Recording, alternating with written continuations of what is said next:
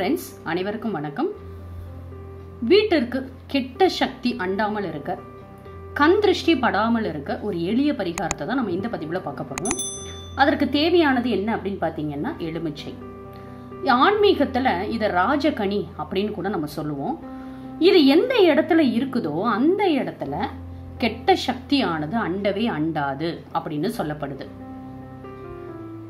பலவிதமான தீமையிலிருந்து பாதுகாக்கக்கூடியது தான் இந்த எலுமிச்சை. எங்கேயாச்சும் ஒரு தூர பயணம் செல்றீங்க அப்படின்னு சொன்னா இந்த எலுமிச்சையை நம்ம பூஜை அறையில வைத்து வழிபட்டு சுவாமி படங்களோட பாதங்கள்ல வைத்து நம்ம போகக்கூடிய வாகனத்துல வச்சுட்டு போனோம் அப்படின்னு சொன்னா நம்மளுடைய பயணமானது பாதுகாப்பான பயணமாக இருக்கும். பல கோயில்கள்ல பாத்தீங்கன்னா, முக்கியமாக அம்மன் ஆலயங்கள்ல எலுமிச்சையை பிரசாதமா கொடுப்பாங்க. அப்படி கொடுக்கும் பொழுது அந்த எலுமிச்சையை நம்ம வீட்டிற்கு எடுத்துட்டு வந்து ஜூஸ் போட்டு குடிச்சு எல்லா வீட்டில் இருக்கக்கூடிய அனைவருமே குடிக்கலாம். அப்படி இல்லை அப்படின்னு சொன்னா நீங்க கார் வச்சிருந்தாலும் சரி அல்லது 2 வீலர் வச்சிருந்தாலும் சரி, அந்த வாகனத்துல நீங்க அந்த எலுமிச்சையை ஒரு பாதுகாப்பிற்காக வைத்துக் கொள்ளலாம். அதனால இவ்வளவு சிறப்புமிக்க இந்த எலுமிச்சையை நம்ம எந்த முறையில நம்ம வீட்டில் வைத்தால் இந்த கண் திருஷ்டி கெட்ட சக்தியானது வீட்டிற்குள் அண்டாது அப்படின்னு பார்க்கும் பொழுது, குங்குமத்தோட எலுமிச்சையை சேர்த்து வைக்கும் பொழுது அது ஒரு பாதுகாப்பு வளையமாக நமக்கு செயல்படும். அதை எப்படி செய்யறது அப்படின்றத பார்க்கலாம். இந்த எலுமிச்சையை நல்ல ஒரு பழுத்த எலுமிச்சையா வாங்கிக்கோங்க. இதுல எந்த விதமான ஒரு கருப்பும் இல்லாதவாறு பார்த்து கொள்ளுங்கள். அது மிக மிக முக்கியம்.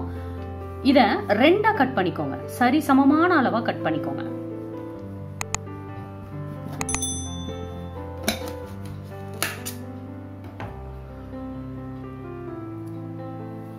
இந்த மாதிரி நம்ம 2ஆ கட் பண்ணிக்கிட்டோம்.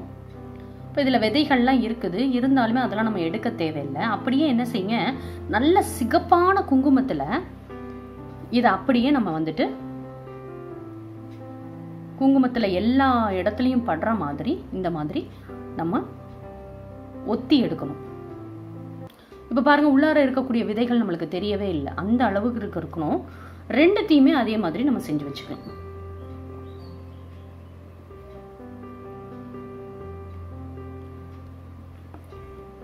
அப்படி எந்த சரியா இடத்துல படலை அப்படின்னா கூட நம்ம கையால இந்த மாதிரி எடுத்து அப்ளை பண்ணிக்கலாம். அதனால எந்த விதமான தவறுமே கிடையாது.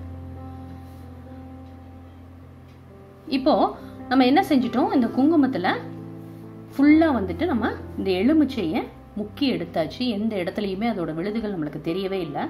நல்ல டார்க் கலரா இருந்துச்சு இந்த குங்குமம் அப்படின்னு சொன்னா இன்னும் மிகவும் நல்லது. இது போன்ற நம்ம என்ன செய்யணும், இந்த எலுமிச்சையை பாதியா கட் பண்ணி இந்த மாதிரி குங்குமத்துல தோய்த்து நிலைவாசல்ல இருபுறமும் இதை ஒவ்வொன்றையும் ஒவ்வொரு புறமும் வைக்கும் பொழுது அந்த தலைவாசலானது ஒரு பாதுகாப்பு வளையத்திற்குள்ளார வந்துடும். ஏன்னா தலைவாசல் வழியாதான் நமக்கு எல்லா விதமான நல்ல சக்தியும் சரி தீய சக்தியும் சரி நம்ம வீட்டிற்குள் வரும். அப்போ அந்த தலைவாசலே ஒரு பாதுகாப்பான ஒரு வளையமா இருக்குது அப்படின்னு சொன்னா எந்த ஒரு கெட்ட சக்தியுமே நம்ம வீட்டிற்குள் அண்டாது. அதே போல பல பேர் நம்ம வீட்டிற்கு வருபவர்கள் ஒரு பொறாமை குணத்தோடயே வருவாங்க. இவங்கள்ட்ட இது இருக்குதே, இவங்கள நல்லா இருக்காங்களே, இவங்கள்ட்ட இந்த பொருள் இருக்குதே, நம்ம வீட்டுல இந்த பொருள் இல்லையே அப்படின்னு நினைச்சா கூட அது நம்மளுக்கு கண் திருஷ்டியாக மாறிவிடும். அப்படிப்பட்ட கெட்ட எண்ணத்தோட வருபவர்கள் கூட இந்த பாதுகாப்பு வளையத்திற்குள் வந்தாங்கன்னா அவர்களுடைய கெட்ட பார்வை அனைத்துமே தடைபட்டு போய்விடும். அதனால இத நம்ம வீட்டு நிலைவாசலுக்கு பக்கத்துல இருபுறமும் ஒவ்வொரு பாதியை நம்ம வைத்து விடுவது நல்லது. இந்த ஒரு இங்கிட்ட ஒரு அரை எலுமிச்சை, இந்த பக்கம் ஒரு அரை எலுமிச்சை, இப்படி ஒவ்வொரு மூலையிலையும் நம்ம வைத்து விட வேண்டும்.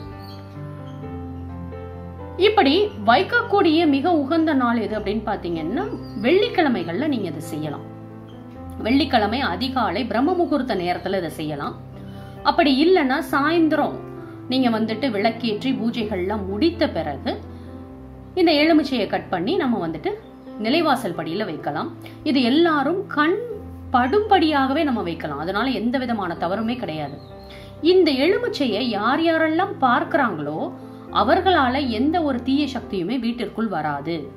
அது மட்டும் இல்லாமல் சில பேர் வந்து இந்த பில்லி, சூனியம், செய்வினை, ஏவல் இது போன்ற ஒரு எண்ணத்தோடைய வீட்டிற்குள் வருவார்கள்.